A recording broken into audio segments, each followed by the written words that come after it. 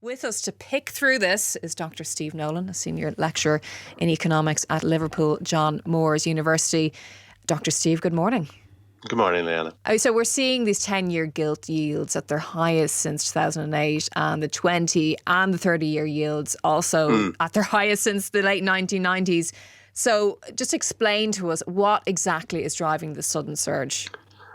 Well, I mean, that's a kind of a tricky question. I think at the moment, it kind of reminds me of the American screenwriter William Goldman. He talked about Hollywood saying no one knows anything. And to a certain extent, you could say the same about the economy at the moment. Now, we could think about it in the kind of local terms. Obviously, growth figures have been anemic over the last 6 months. There's concern about persistent inflation, and so the markets might be concerned about that. Basically, this kind of demon word of stagflation might be raising its head, and so interest rates might be expected to be higher for longer, which could be pushing up yields. Other analysts suggest this is a more global phenomenon. I mean, if you look at how UK yields are compared to US yields, they're tracking things very carefully.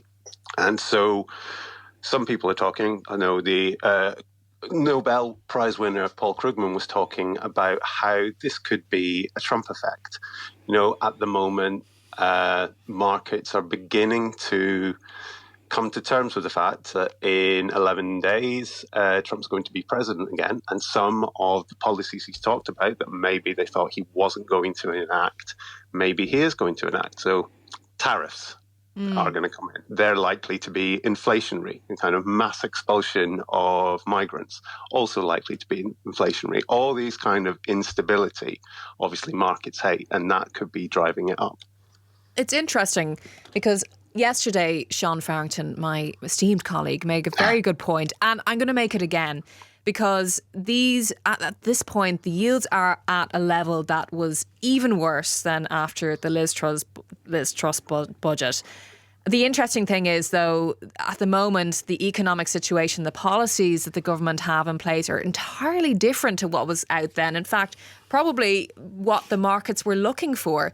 So why is it as bad now, and worse, in fact, now, than the Liz Truss budget? Because it's an entirely different economic policy. In fact, probably the policy that the markets were looking for.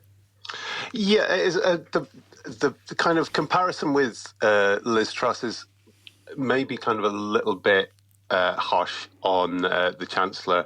You need to think more about kind of changes rather than levels. And like during the Liz Truss period, the reason it was such kind of economic turmoil was because of the sharp rise in yields following directly from the policy. Here, we're kind of more on a kind of a gradual uptake. Obviously, not great with the cost of borrowing as high as they are, as kind of Altaf explained for all the reasons for Rachel Reeves' fiscal rules. But it's part of the global trend. It's like we're not the outlier in terms of other nations. We're kind of, as we usually do, sitting somewhere in the middle of the larger developed nations. Now, the Chancellor introduced fiscal rules that aim for a balanced current budget by 2029 to 30, and for net financial debt to be falling as a share of GDP by that same period. Now, I know that might be a little bit complicated, but how close is the Treasury to breaching those rules if borrowing costs keep rising? And what happens if they do? So, like as Altaf pointed out, like the key rule is the current budget rule. That basically the current budget has to be balanced within 5 years. That's the rule that Rachel Reeves says is the one that kind of strictly binds. And we have seen analysts say that that's already going to be breached by a million. And in the language the Treasury is producing yesterday, they're sticking very much to the sense that they will meet these rules. So that means that either we're going to have to see some tax rises or some form of spending cuts. Now, the key point will be when the Office for Budget Responsibility produces their forecast in May. But the Chancellor has committed herself to only one fiscal event a year. So she's not going to want to have to tear up that and raise tax rises. So you're probably going to see some kind of language about reduction of spending potentially in the future in kind of the 3-year, 5-year horizon. And that next fiscal event, it's in March, isn't it? So if it's the OBR report, and if that OBR report, that confirms that the Chancellor is on track to miss her main rule, does the government really have any levers left? In terms of kind of tax raising and stuff like that, very little. And in many respects, she's kind of still stuck underneath the government's original sin back in the election period of really binding their hands on what they could do in terms of tax raising. 75% of their revenue raising power they chose to not raise at all. So income tax, VAT, national insurance, corporation tax, they haven't done.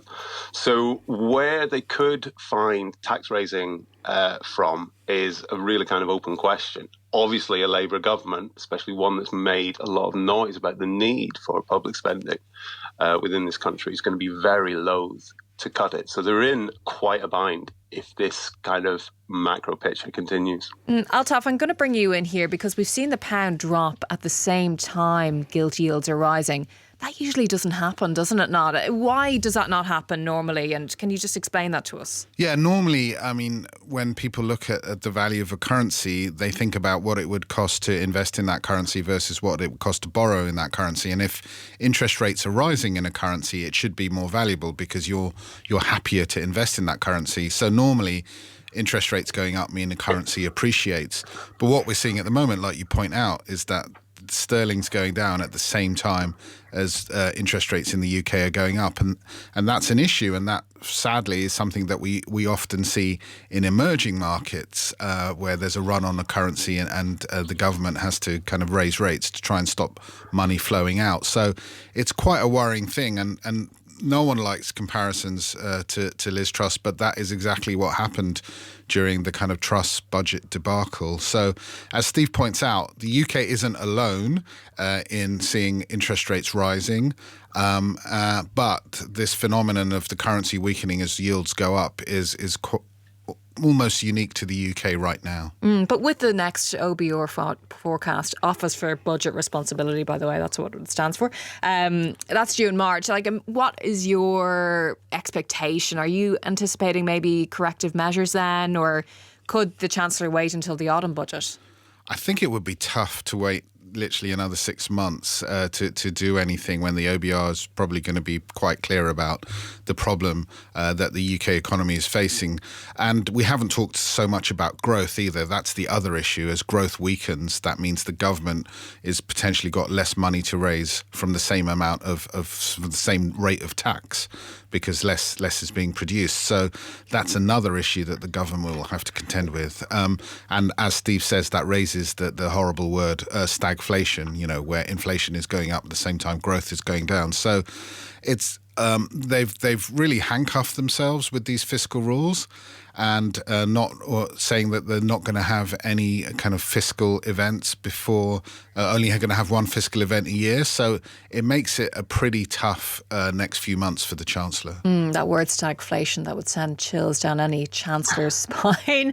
I mean, you kind of just said it there about the fiscal rules. They've handcuffed themselves, but they are self-imposed fiscal rules. Dr. Steve Nolan, I'm going to ask you about this because sometimes a lot of analysts and economists, they would say you shouldn't really treat a government or a country like a household that has spending, a budgetary spending in and out, like we can't have that much debt.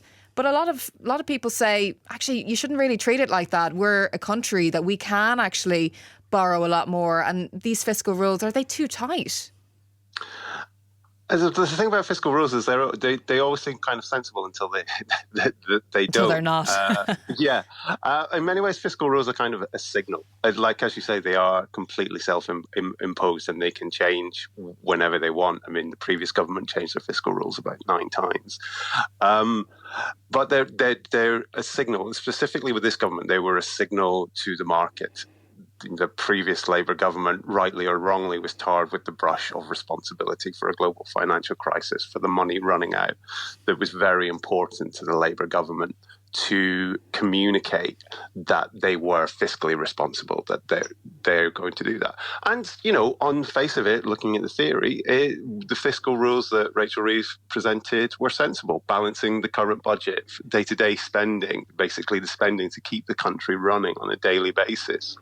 It should be covered by revenues rather than by taxation, but has allowed herself some space for borrowing to invest.